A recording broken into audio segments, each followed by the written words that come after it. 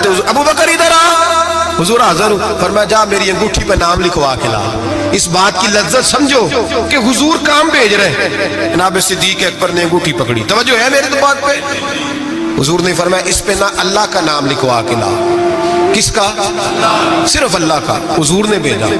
عقیدہ دیکھیں، اللہ کافی ہے، اس میں شک، لیکن جسے اللہ منوائے اسے بھی ماننا پڑے گا۔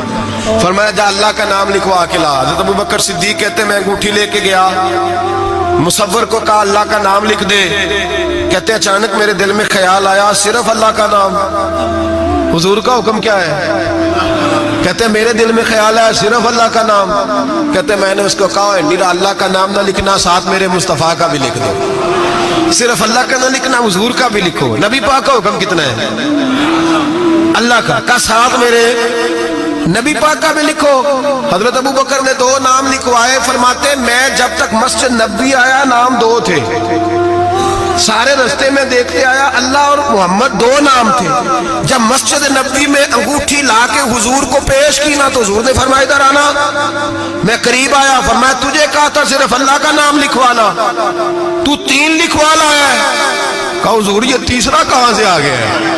تو 2 ہی لکھوائے تھے، میں 3 ہے۔ یہ دیکھ اللہ، محمد اور ابو بکر، تو 3 نام لکھے۔ جناب صدیق اکبر کہنے لگے حضور قسم اللہ کی عزت کی، آپ کا میں نے لکھوایا، اپنا نہیں لکھوایا۔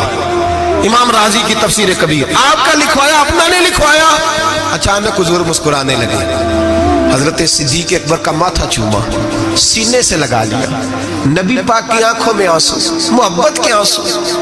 حضور کیا ہوا؟ فرمایا جبریل آ گئے ہیں اور آ کے کہتے ہیں یا رسول اللہ رب فرماتا ہے ابو بکر نے گوارا نہیں کیا کہ آپ کا نام میرے نام سے جدا ہو، اور اللہ نے گوارا نہیں کیا کہ آپ کے نام سے ابو بکر کا نام جدا ہو۔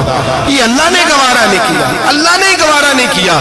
یا رسول اللہ رب فرماتا ہے آپ کا نام ابو بکر نے لکھوایا ہے اور ابو بکر کا نام اس کے رب نے لکھوا دیا ہے۔ یہ عقیدہ ہے جناب صدیق اکبر کا، یہ عقیدہ ہے جناب صدیق اکبر کا کہ ہم نبی پاک کے نام سے اللہ کا نام اور اللہ کے نام سے نبی پاک کا نام جدا کر سکتے؟